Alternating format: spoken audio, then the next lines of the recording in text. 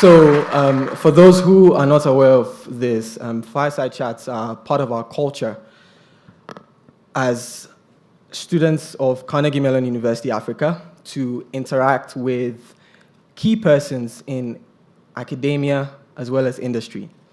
And today is an incredibly special day for many good reasons, as you are already experiencing.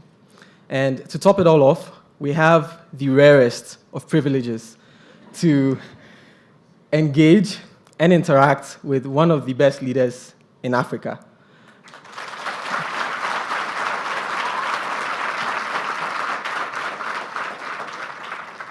And when I make this ranking, this is not just based on current occupancies, but I'm talking about historically. Okay, so this is a big deal. And he's a distinguished personality we all admire so much. And without his efforts in having this university established, we would not be here today. So ladies and gentlemen, please help me give a round of applause once again for His Excellency Paul Kagame, President of the Republic of Rwanda. Okay, so this fireside chat is one that has been desired for years. And many classes before us have tried and failed in making this possible. Not until the classes of 2020 and 2021 showed up. So I believe that this is a sign of greatness for us, and we'll continue to forge a path of success for this continent. So, Your Excellency, my name is Kwizera. I'm a first-year MSIT student here at Carnegie Mellon University Africa, and from Ghana, and I'll be the moderator for today's session. Would like to engage you in a discussion concerning your life and work, leadership and governance, as well as your vision for the Republic of Rwanda and Africa. So if you permit, I'd like to start with 2 questions, and then we take the rest from the audience. Fantastic. Thank you so much. So since I'm also a student, I have my, let me pull out my questions. So I think this is befitting for the first question, or an icebreaker, if I may say. And one of our burning questions concerns the formation of Carnegie Mellon University Africa.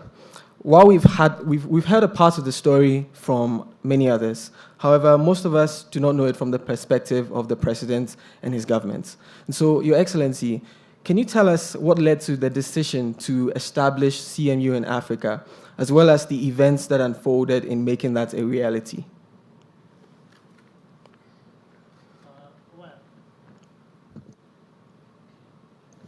Let me start with the introduction you made when you're talking about leaders you normally have in the academia and the industry that you are used to. I find myself right in between.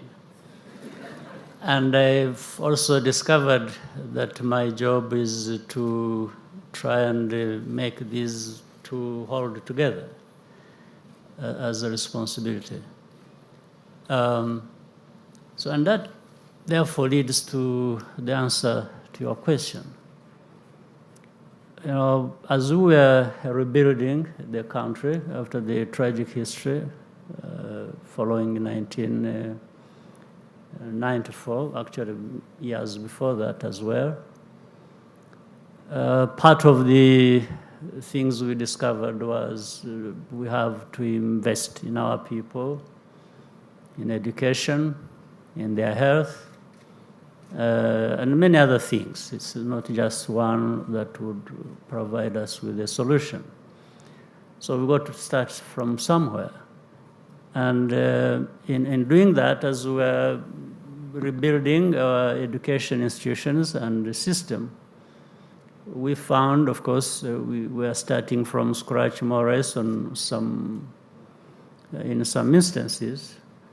And that's how we found we had to send some of our young people, students, to go and study abroad.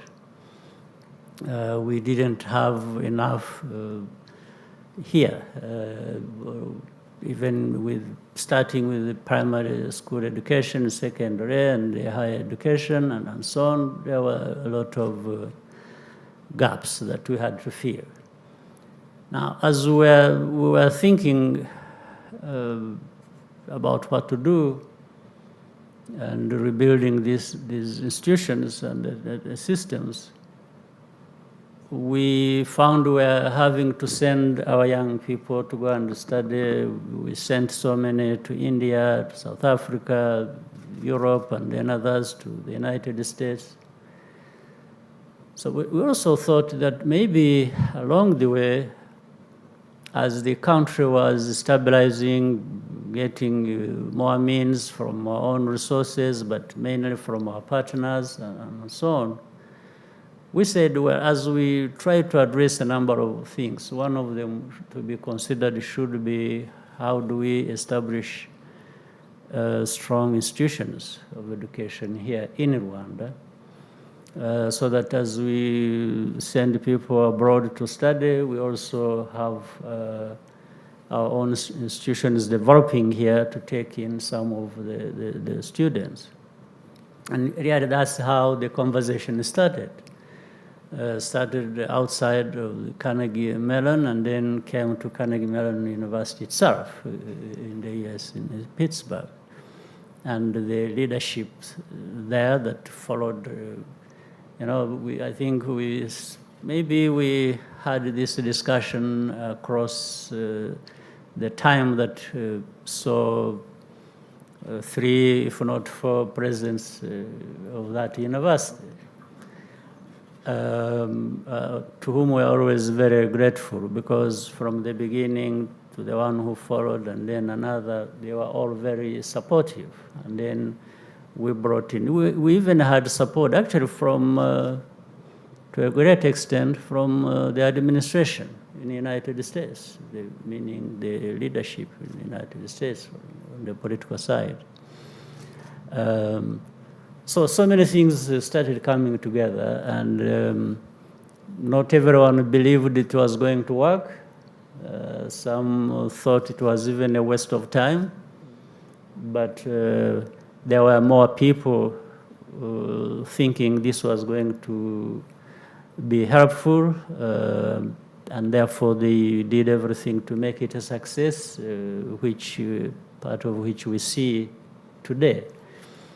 And as we were making progress, there was also thinking that maybe this kind of institution, a world-class institution that Carnegie Mellon University had agreed to establish with us, isn't something that should just serve Rwanda, it should serve beyond. We started looking at the continent. And that's inevitably, as we know, then that's how we see many young people from Ghana, from different other parts of our continent. So far, so good. I would say it's a good story, and we are happy about it. Thank you very much. I do have a story, right? But obviously I can't tell stories here. But the reason I'm here today is actually because sometime at work I got an email from Carnegie Mellon, and they said they were in Africa, and that was last year, and it was a big surprise to me. And actually that's one of the reasons that I decided to come here. So I really would like to congratulate the president and his government for this effort, because I believe that more and more countries and governments in Africa should be doing and things like this. I think Rwanda has pioneered education, and we can see other countries and governments also doing things in other areas. All right. So let me move to my second question quickly, and it's this.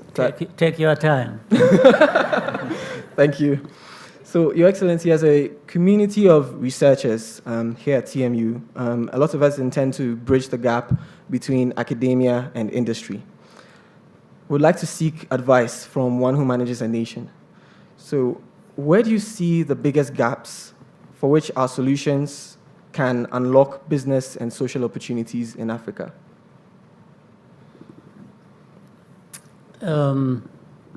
That's a very important question and also difficult in a sense. You see, over time, when you look back in our continent, so many things have happened, others we have possibilities for. We can easily make things happen.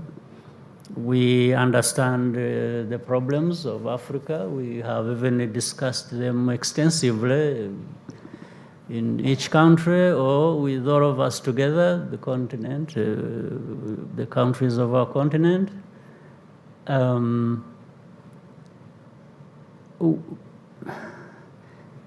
The problem lies in being able to do what we know very well that is going to work for us. Even when we have talked about it so many times and agreed, and everyone is, seemingly on board, when it comes to doing things, there is always going to be a gap. And for people being educated, we have many young people across the continent. With each country you go to, they tell you young people, meaning the age of 30 and below, they will be 60% of their population or even above, like in our case. And many of Africans have actually been able to study and acquired and developed their talent and acquired very impressive qualifications. In fact, many of which are applied in other parts of the world to address solutions there. And I'm not complaining about that. If the Africans were educated, developed their talents, and engineers, doctors, different kinds, who for different reasons find themselves working in other places other than our continent, that's not a problem at all. It's just maybe also a good thing that they were utilized. So the gap, therefore, now that remains is how do we also tap into this pool of talent that is so well developed and vast, and so there is a lot we can do on our continent by not only establishing institutions like this one here, or many others we see in other parts of our continent, because they are there in different developed and at different stages. But we have to work, therefore, toward creating that stability in our continent, the governance that allows our people, those who have already developed their talent and have skills and knowledge to address the many problems and challenges Africa faces, in addition to those who are already in our continent anyway, trying their best, like we see in many other parts.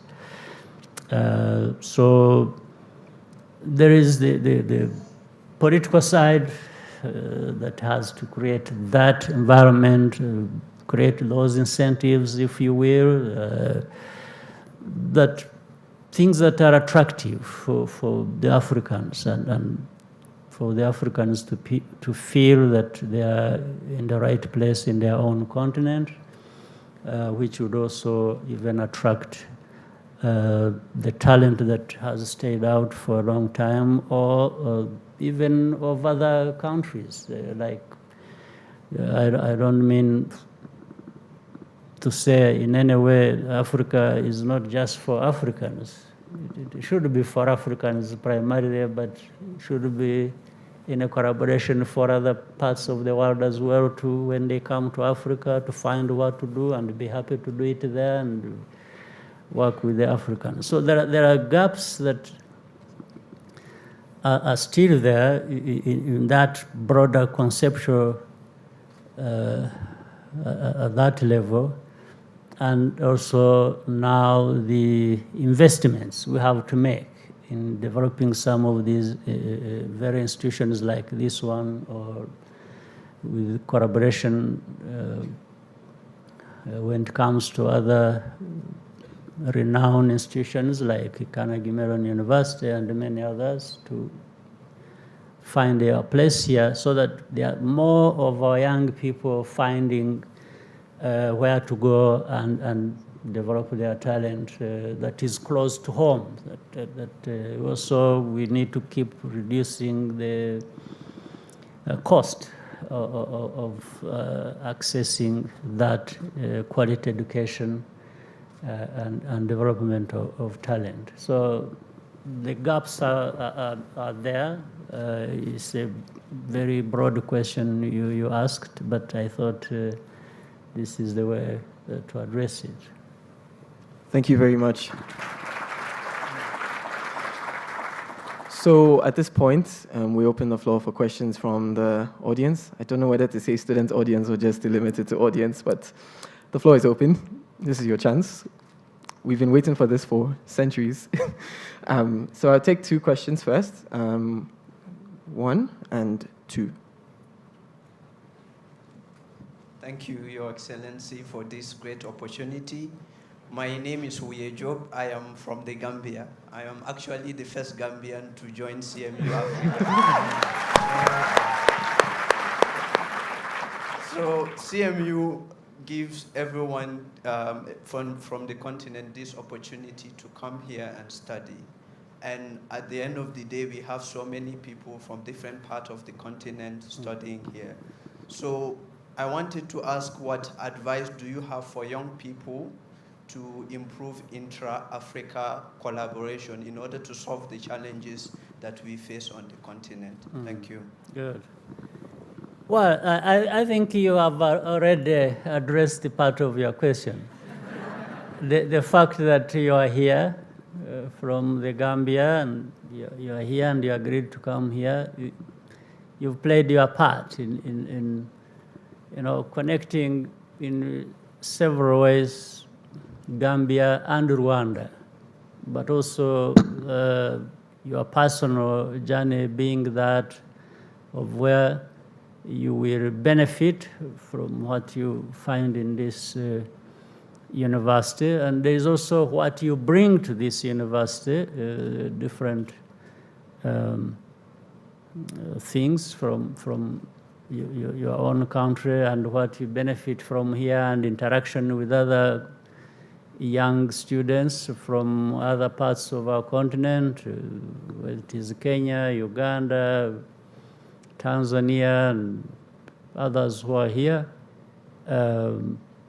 So I think the first thing is in our minds. The moment we are open to saying we are not confined to just our countries in terms of looking for opportunity, but also even doing whatever you want to do, whether it is business or in the area of innovations, because you will find even challenges are similar across the continent. The challenges Rwandans face are the challenges you find in the Gambia or Ghana.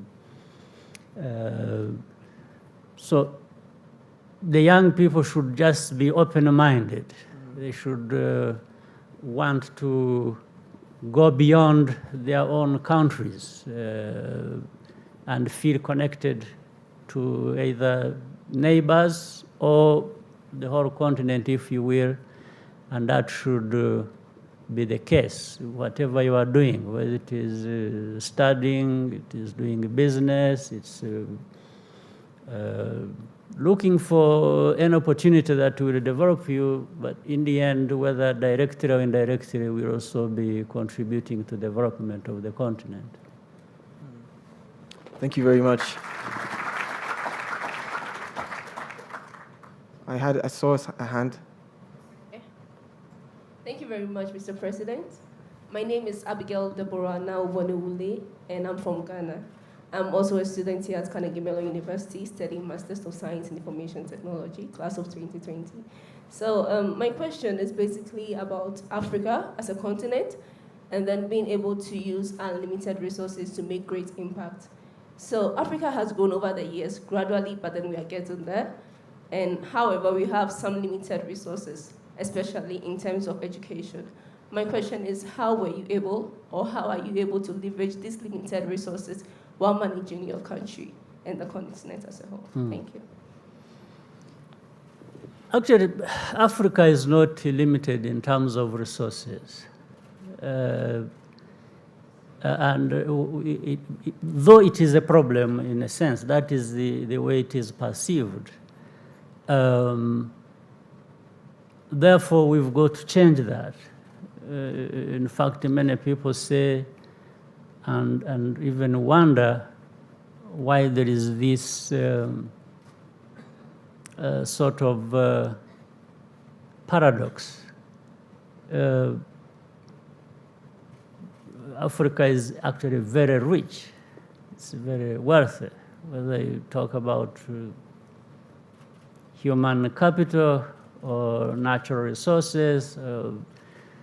I don't think you have a richer continent than Africa. So therefore, now that becomes our question to answer. So how do we resolve that? How do we turn the potential, the wealth, in terms of people and the resources into this reality that Africa should be, where it actually has resources to deploy, and that's the problem we have to address. Therefore, Africa, each country, has to address that problem by looking at what we have as each country, but also what we can even have if we came together as countries, allowing Africans to work together and develop these resources as we know them. So we in our case, since you also raised it, we found that we have some resources to invest. It also matters how we prioritize our areas of investment. As I mentioned earlier, we have decided we are going to invest in education. But that means we are investing in our people. And our people, for all countries I know, the people are the #1 assets of any country. And even more importantly for us, Rwanda, because what other countries may have in plenty, we don't have. That means on the side of the natural resources. But we still could find resources to invest in education, even towards, for example, an institution like this. Or there will be others, and there have been others, where we have also made such investments. So I think we have to sort of realign our thinking and make sure that it is going in the right direction and answering the basic and the most important questions like one you have just asked. So Africa, we talk about this, whether it is in regional groups or at the continental level, at the African Union. We are trying to answer this question. How do we really stop being just a potential very wealthy continent to a continent that is actually wealthy in real terms, and therefore we can see it in our people having access to many things they should have access to, and therefore investing back what our people have developed, talent, knowledge, skills of different kinds that are required to take Africa to another level. Thank you so much. So we'll take 2 more questions. What's there? Thank you for this opportunity. My name is Victoria Munguti. I'm from Kenya, an alumni of CMU Africa 2018, and also the managing director of Hept Analytics Limited, which is a data analytics company founded by 7 CMU Africa alumni and also headquartered here in Rwanda. Your Excellency, as a young entrepreneur, I would say the journey of setting up a company is very challenging, especially at the beginning when the business is young and it requires financing. And a key challenge here has been taxation, and especially in the startups circles who are in high-tech kind of products and solutions. So my question is really to inquire what are the measures being pursued or the incentives being put in place to ensure that these startups, particularly in the technology space, thrive in this ecosystem. Thank you.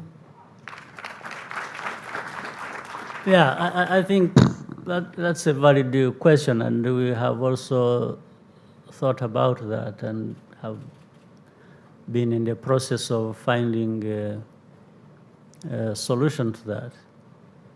It is not just taxes, because, well, I think startups need some way of also accessing finance to be able to do things. You have access to finance. Also, for taxes, that can be looked at. Much as taxes are the most difficult things to address anywhere in the world, and they are always a cause for discussion and debates, and it will continue. But in our case, we have also been looking at actually the possibility of making it easier for startups and others in the area of innovation, where taxes can come later, not just during a certain phase. But anyway, I know that even if we do that at a later stage, still there will be complaints. But at least we will have given people a good start and to, sort of stabilize them so that now they are on the right path, and the path that is already earning them something from which the tax can also come.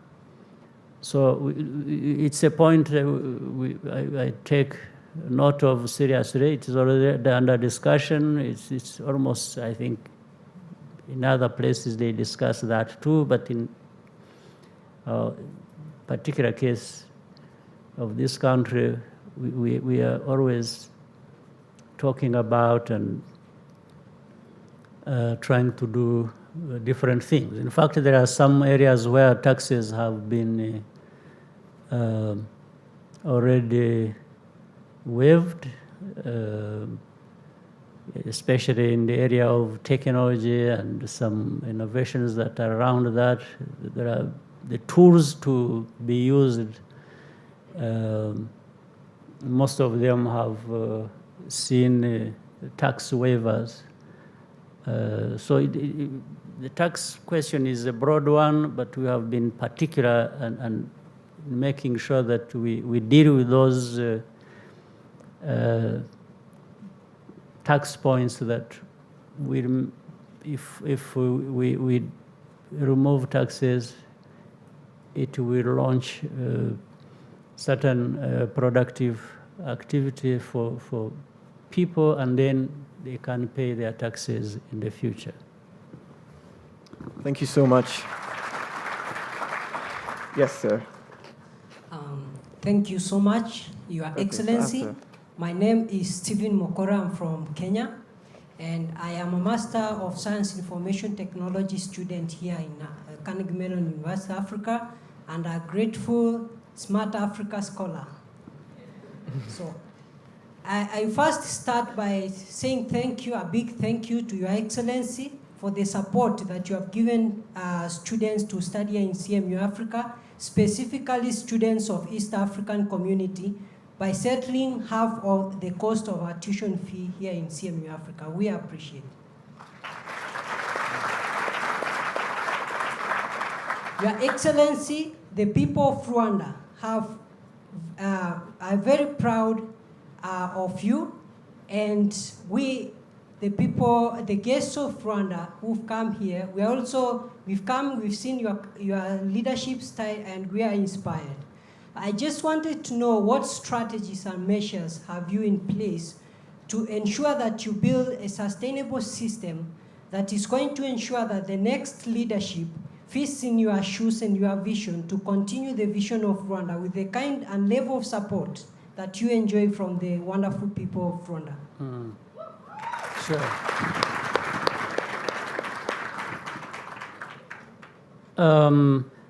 Well, first part of what you said answers another question that was asked earlier.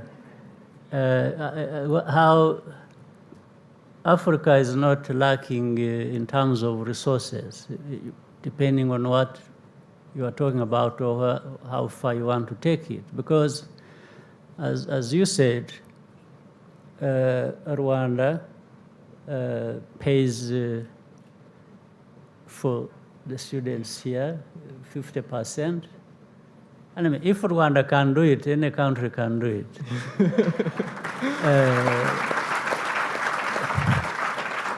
It's just a question of what you choose to do, and thinking about what the outcome is. The other question is, I think some of the things are not just a matter of statement. I mean, pronouncement that you will do this or you are doing this. Actually, more things happen without much noise about it. I'm answering the question of sustainability that he's talking about. In fact, you from Kenya and others from other places, Ghana, or then Rwandans who are already here working together, you form part of that sustainability. You are here to study to do what? Yeah. Because you are here to build those capacities that are required as you grow, and whether you are becoming engineers or whatever talent you have developed here or in other places. The moment the young people yourselves are here and with a mission just beyond being in the classroom, because you want to study, but you want to apply, and it was said earlier as well, I think Yvonne, the speaker who spoke earlier, did mention that. You're also here studying so that what you study is applied to situations to address problems. The engineering is about also what do you want to apply the engineering to? What problem are you solving? And you can even go beyond that. You start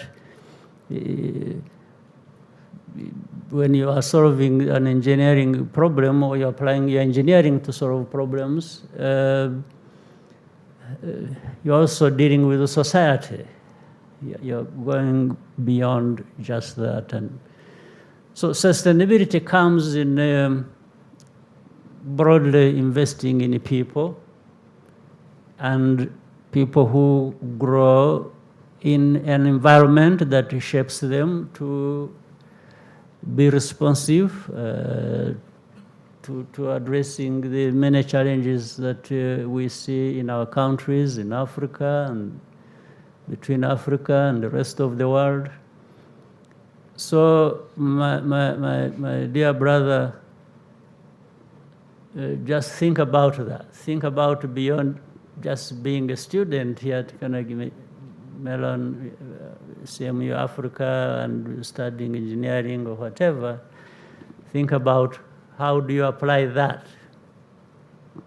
to your environment, to the society, problems that need to be addressed. And the rest, you are providing a pool, a big pool from which people, when it comes to deciding who becomes what, like in my case, then people may end up actually selecting you to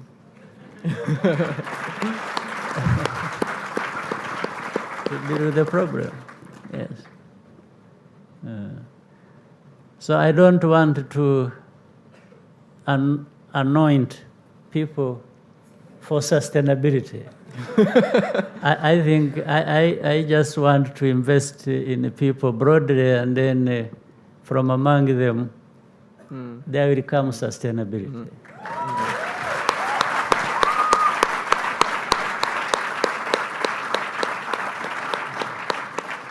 That's fantastic. Thank you very much. So, we have time for one more question, unless His Excellency permits. I can allow you a couple of others after that. So. Okay. Thank you. My name is Gloria Mutesi, and I'm a student here in Electrical and Computer Engineering, class of 2020. First of all, I would like to thank you for the opportunity you've made for us to study in such a world-class university. Now, as head of this initiative of CMU Africa, how would you evaluate the impact of CMU Africa on the continent, and what impact of CMU Africa on the continent do you envision in the next 10 years? Thank you. Well, the impact is very visible in terms of numbers. The numbers of the students here, I think, have been going up, not so. And also the numbers of countries students come from. They come from different places, just represented by you here. I think that's already a measure of impact. The other measure of impact is what you demonstrated to us. The innovations that have come from the very people who have gone through this campus, irrespective of where it was located. And I think with the newer and the bigger and the better location, I think the impact will even go higher, isn't it? So I think for me, the impact is more or less visible and obvious, and we just want to work towards achieving even more. Awesome. Sure. Your Excellency, thank you. I am Goran Klejois from Cameroon, and I'm here at CMU.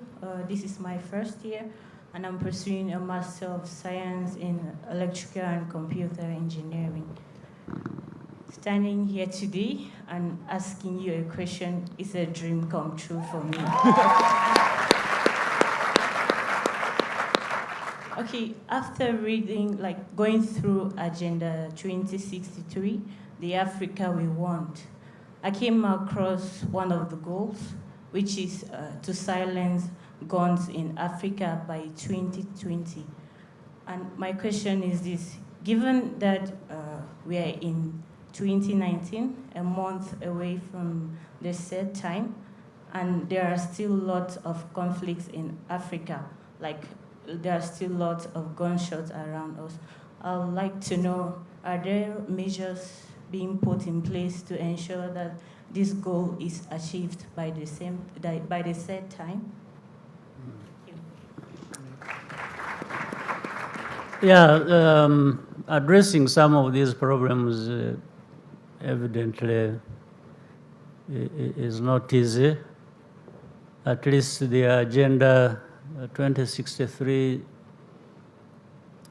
states where we want to be, what our ambitions are, and yeah, it's like, before I come to that,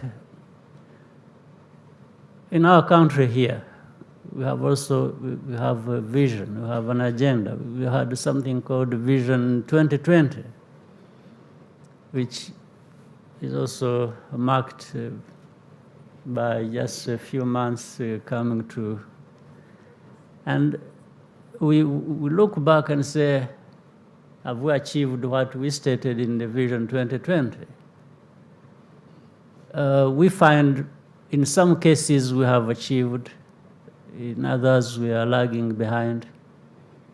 And by the time we are next year, we'll find maybe we are at 85% of what we had planned to achieve. That's fine. As far as we had that vision and we tried our best, there are many things that addressing them, it does not entirely depend on us. Some of them are externalities that affect us. But that's okay. We don't want to excuse anything. We just do what we can do with all the energy we have and the resources, and we find we have fallen short of what we really intended to achieve. And then you learn lessons from that. You try and do more next time. We have launched another vision starting from 2020 where the current one ends. So that's how things are going to work. Even with the Africa we want. Africa we want is broad, is ambitious, is the right thing. But we find in some instances we are falling short on the goals we set because of different complications that happen to be in things we have to deal with. But looking at things generally, Africa continues to make good progress, much as we still have conflict areas, conflict that don't come to an end or have just gone to a point and slowed down in terms of how we have resolved them. At least maybe there aren't new ones coming up all the time like it was at some point. We had almost conflicts coming up from different places every year that passed.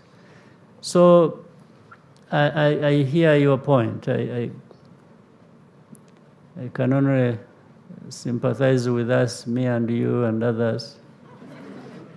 But not just that, but also always we need to rally and look at what we can do and to resolve what problem, where. It's always going to be a work in progress that we have to put much effort into, and yeah. So there are many things that we have to address on our continent, and some we are making headways, and some others not much, but we have to keep going. Thank you so much. I think there's somebody, are you asking somebody who I see in the crowd who is from an industry or something? Are you just asking students? Even people in industry, maybe you don't mind.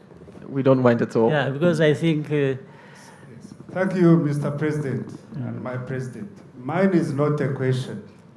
I'm from... Even better. Yes. Thank you very much. This campus is very beautiful by any global standard. I heard Liquid Telecom, One Africa broadband connectivity. And I just want to make a pledge that we give Carnegie Melon University campus here all the broadband connectivity it can use to make it the best connected. And this one, on behalf of our management, it will be free of charge. Wait. For 18 months. And we want to beat the campus at Pittsburgh or anywhere where it is, and it can be fixed by tomorrow. Wow.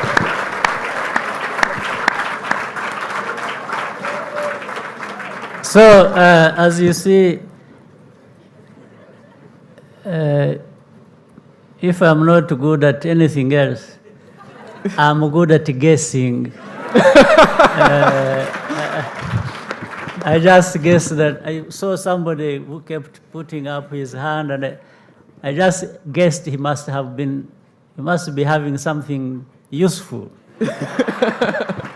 But since I used my prerogative to give him the floor, I used the same to insist that he increases 18 months to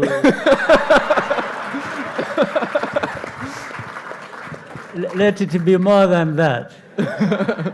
Maybe double it. So please, if you can't and fall short, then you come to me. I can make my own contribution towards that.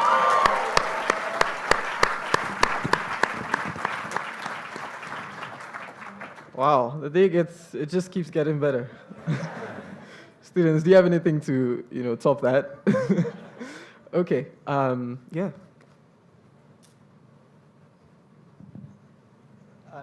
Thank you, Your Excellency. My name is Kagame Frater. I'm doing Masters of Science Information Technology, specializing in cybersecurity. On behalf of Rwandans, I would like to thank you, Your Excellency, for the full scholarship you awarded us. And for that, we owe you and we owe the country. Thank you. Your Excellency, Rwanda is positioning itself as a technology hub, and for that we need to attract big and international companies to operate in Rwanda.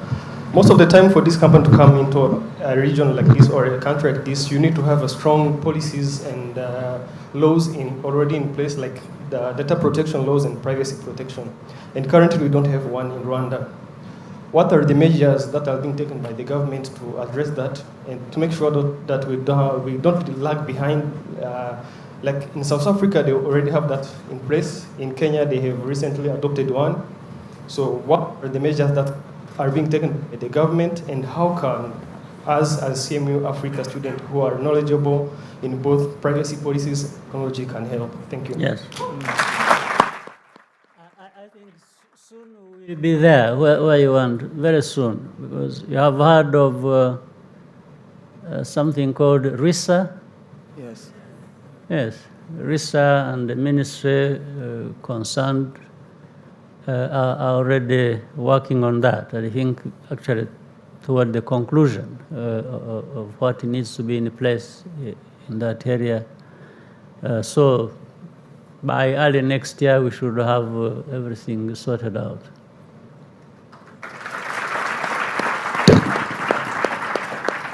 Okay, there's a hand here. I saw another one there as well. So after you, then that one. Thank you, Your Excellency. My name is David Butera. I'm from Rwanda. Currently, I'm doing my second year here at Carnegie Melon, a student in MSIT. And I'm avoiding to say that I'm the president, but I am the student leader. I'm right. You're authorized to say that. Yes, I am the current guild president. So when we invite our guests for the fireside, sometimes we ask questions and we try to get them to tell us a story, an inspiring story. I had prepared a question to ask you, but I will not ask it. I would like you to tell us something.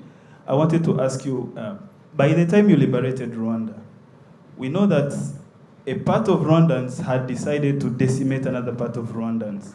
And I'm sure that you have part of your family members you lost during that tragic period. How did you move forward with it when you were walking in the streets of Kigali after liberating Rwanda and knowing that you have some members of your families that you have lost, and some of the people who are struggling to liberate the country also had their members of their families that were killed? So how did you manage to make these people to abide to the philosophy of not revenging instead of unity and reconciliation? My question is, could you tell us a personal story about you? How did you move forward, and how, I don't know if you will get into this, Your Excellency. Thank you. Well, I wasn't expecting that one, but I'll try.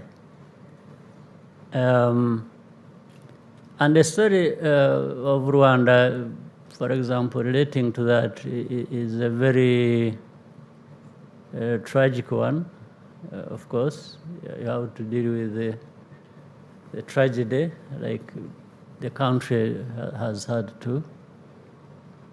To begin with, as you see, there are people who lost families, who lost everything, and on the victim side.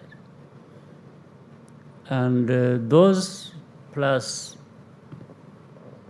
the people on whose hands these victims were found, you have the entire nation affected.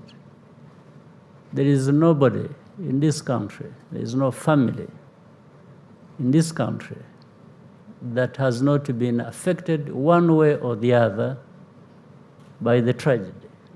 There isn't. Whether these people who lost their families, loved ones, and friends, and so on, or those who had their family members get involved in the killings. So there is not a single person, there is not a single family that is not affected. That's one side. The other is, therefore, how do you deal with this situation? There is no rule book here. You just have to be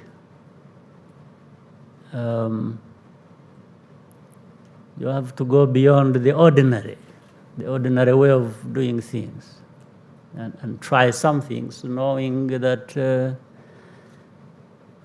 you see, as you know, in academia or industry, and then people keep talking about, you must allow yourself to fail. That when you fail, you pick your pieces and go. Yeah. Or people expect you to fail in order to succeed.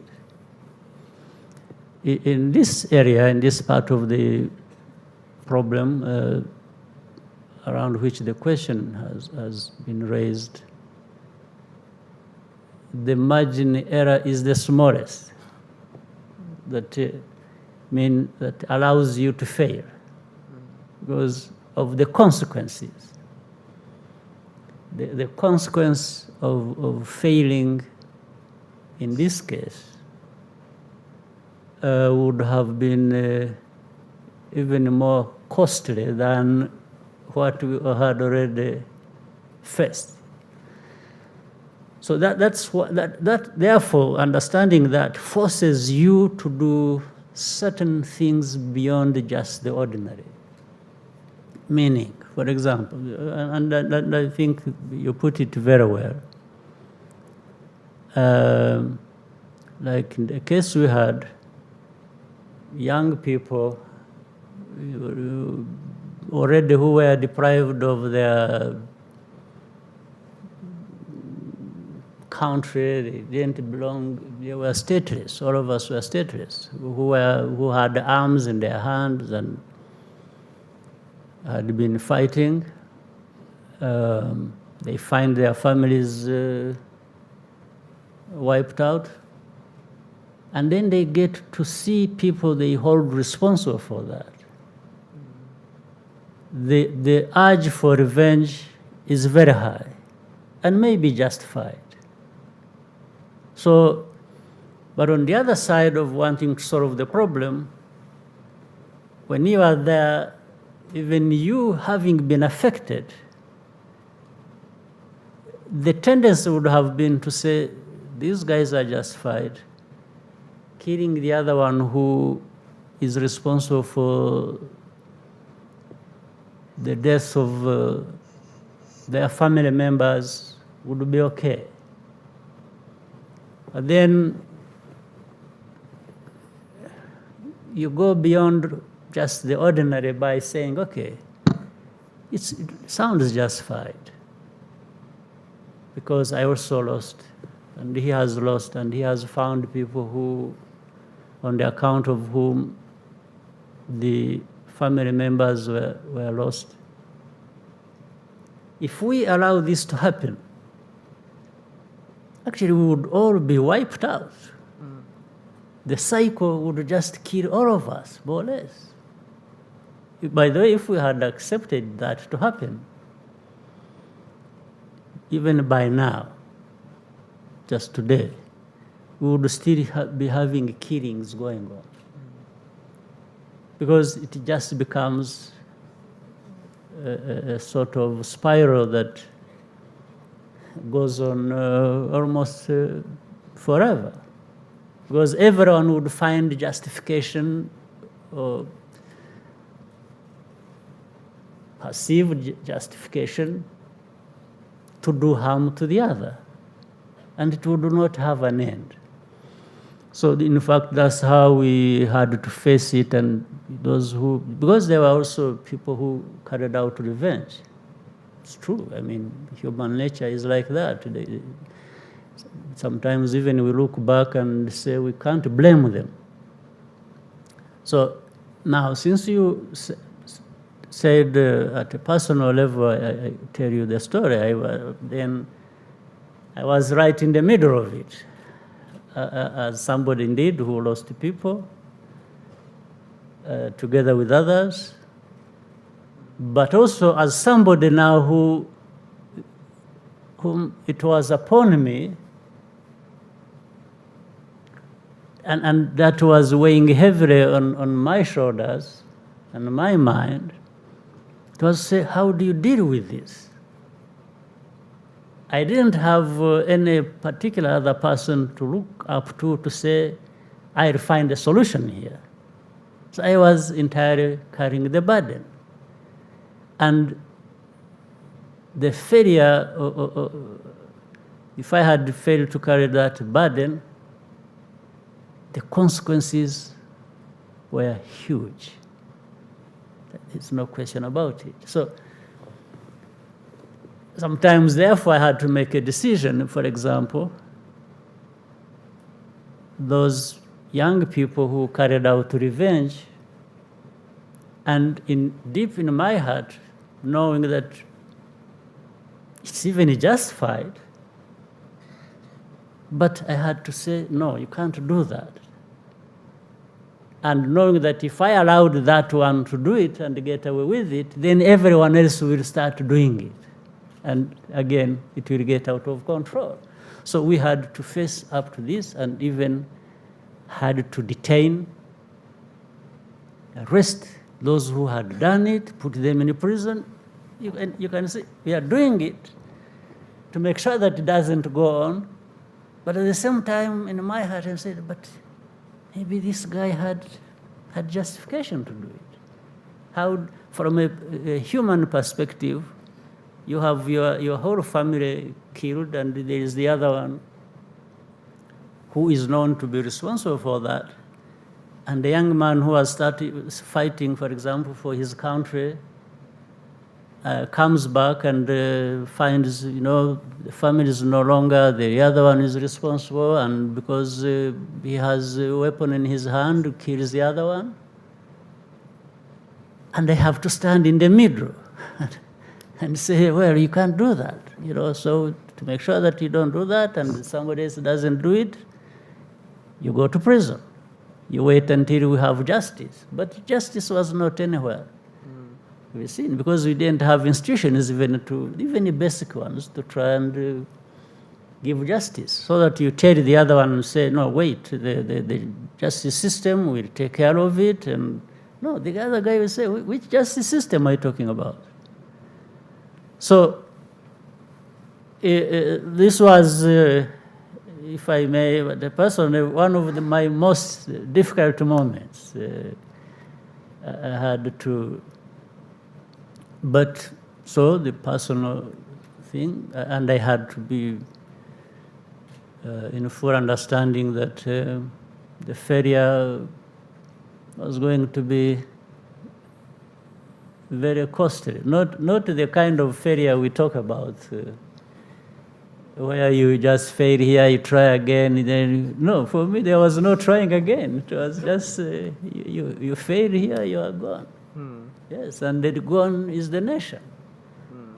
So it was a test. There are many other people who were dealing with such a things. It wasn't just me alone, but you just put the question to me, and because of the position I was holding. But it was a testing time, and in fact, having in a way, to an extent, succeeded in this, I don't mind failing in everything else.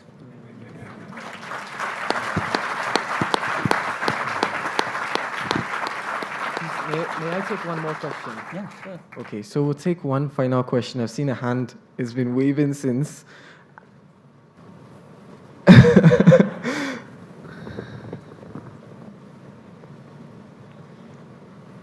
I'm honored to speak to you today because you made my dream come true. My name is Julius. I'm from Tanzania. And I like politics as well. I've been following you. When you come to agreement of bringing this prestigious university here and allowing students from all over Africa to come and start, you said, Rwanda cannot enjoy its success alone while other neighboring countries, they are struggling. You quoted,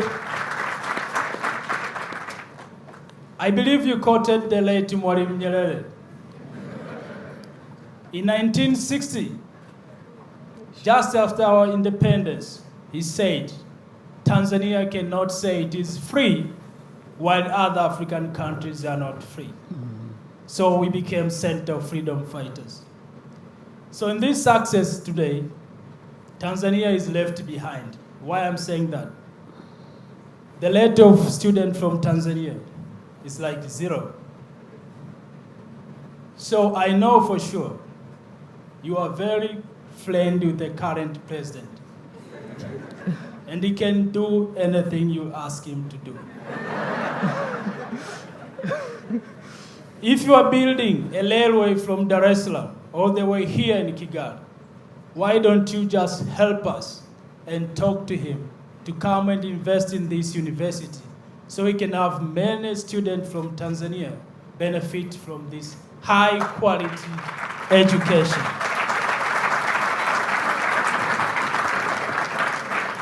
Well, I think the president must have heard you as you spoke. And it's true, President is my friend. We discuss many things, we do many things together, and in fact, even in the area that you are referring to, good discussions are going on between both governments, and it goes down to the people, the things you want to do that will benefit the people of Rwanda and will benefit the people of Tanzania, so there is no question. And also, you talked about the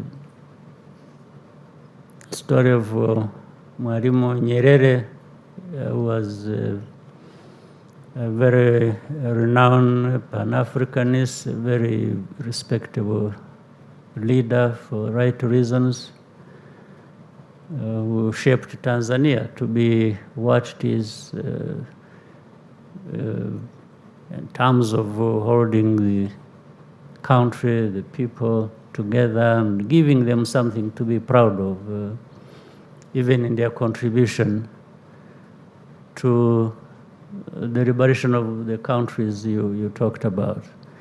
And he happened also to be a good friend of mine on at a later stage, because that's when we got to know each other. But when you got to know each other late, we also were good friends. So, but we use all these relationships and ideas and for the good of our people, for the good of our continent. At least that is the aim. That's what we want to do. So I'm glad you are here from Tanzania. More should come. In fact, the young lady who gave us a tour of the campus told me she was also from Tanzania. So I'm glad Tanzanians are here. More will come, and definitely we'll want to work together with the Tanzanian leadership and the president and others, so that we grow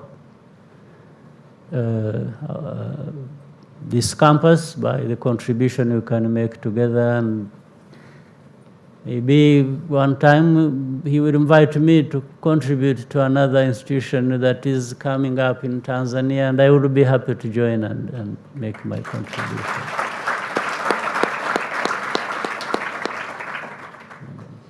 Okay, so all too soon, we've come to the end of today's fireside chat. Your Excellency, would really like to thank you very much for taking time today to invest in us and inspire us with wisdom. Thank you. It was my pleasure to join you, and please, anytime you have space for me, and we have a lot of space.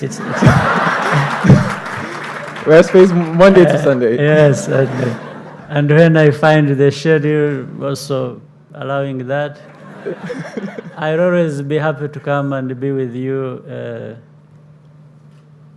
for fireside chat.